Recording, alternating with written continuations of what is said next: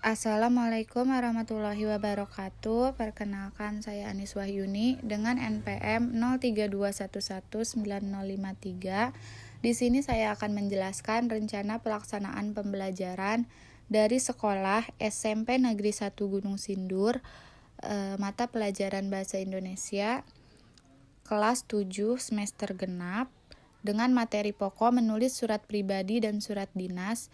Alokasi waktunya itu 1 kali dalam 40 menit. Yang pertama itu ada kompetensi inti. Yang kedua itu ada kompetensi dasar dan indikator pencapaian kompetensi.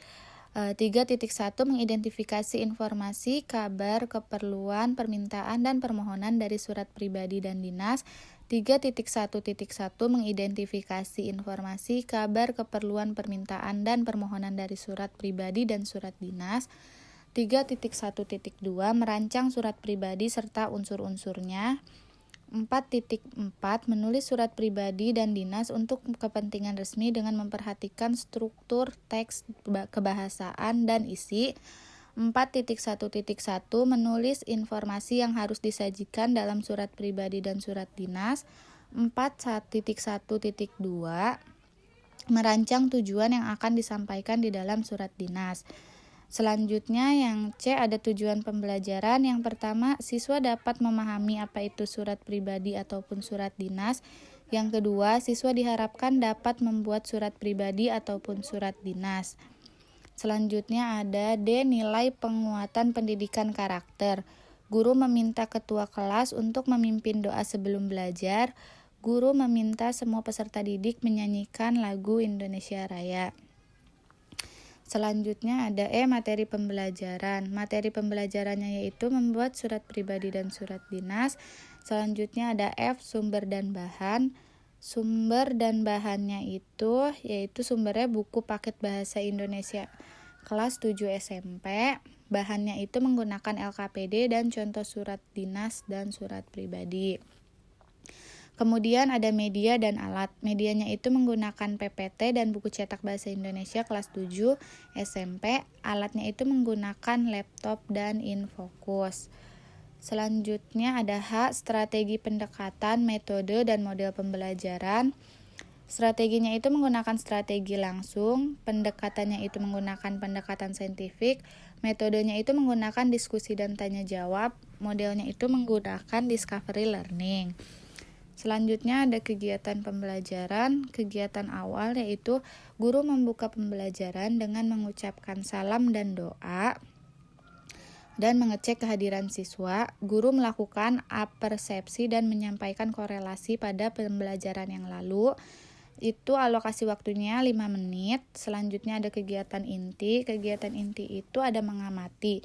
Mengamati itu guru menyampaikan materi sesuai dengan tujuan pembelajaran. Dan guru menayangkan contoh surat pribadi dan surat dinas dengan menggunakan PPT. Selanjutnya ada menanya. Guru memberikan kesempatan kepada siswa untuk bertanya. Jika siswa tidak ada yang bertanya, maka guru yang akan memberikan pertanyaan. Selanjutnya ada menalar. Guru menggunakan metode berhitung untuk membuat kelompok. Siswa dibagi ke dalam beberapa kelompok. Setiap kelompok mendapatkan lembar kerja dan contoh surat pribadi ataupun surat dinas. Selanjutnya ada mencoba. Mencoba itu setiap kelompok menganalisis struktur dari surat dinas dan surat pribadi. Nah, itu kurang lebih alokasi waktunya 20 menit. Selanjutnya ada mengkomunikasikan. Kemudian guru meminta kelompok lain untuk menanggapi. Dan itu ada kegiatan akhir yaitu guru membagikan lembar post-test untuk mengevaluasi pembelajaran.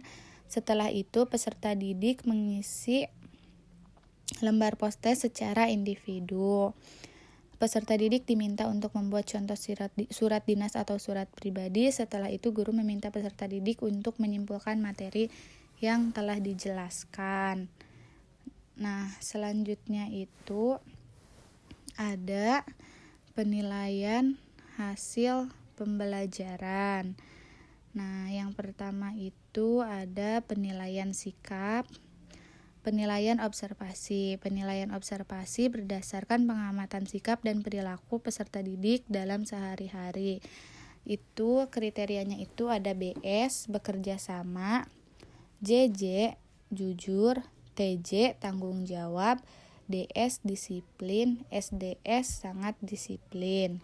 Catatannya itu aspek perilaku dinilai dengan kriteria jika 100 itu sangat baik, 75 itu baik, 50 itu cukup, 25 itu kurang. Skor maksimal sama dengan jumlah sikap yang dinilai dikalikan jumlah kriteria.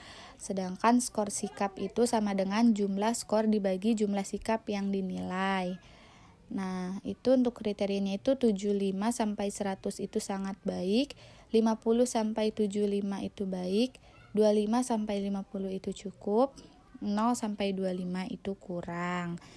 Nah, selanjutnya itu ada penilaian pengetahuan. Teknik penilaian itu ujian tulis. Instrumen penilaian dan pedoman penskoran itu dari soal ujian tulis ya.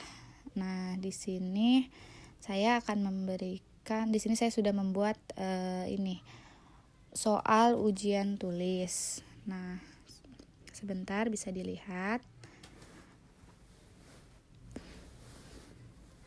Itu ada contoh dari identifikasi surat dinas. Nah, itu ada jawabannya juga. Ini untuk tugas kelompok ya. Tugas individu. Nah, itu sudah jika sudah dilihat itu ada pedoman penskorannya. Soal nomor 1 itu jika skor 25 itu jika jenis disebut secara lengkap, skor 10 itu jika jenis disebut secara kurang lengkap, skor 5 itu jika jenis disebut tidak lengkap. Sedangkan soal nomor 2 itu skor 40 jika penjelasan benar dan lengkap. Skor 15 itu jika penjelasan benar tetapi kurang lengkap. Skor 5 itu jika sebagian penjelasan tidak benar dan kurang lengkap. Nah, pengolahan skornya itu skor maksimum 100.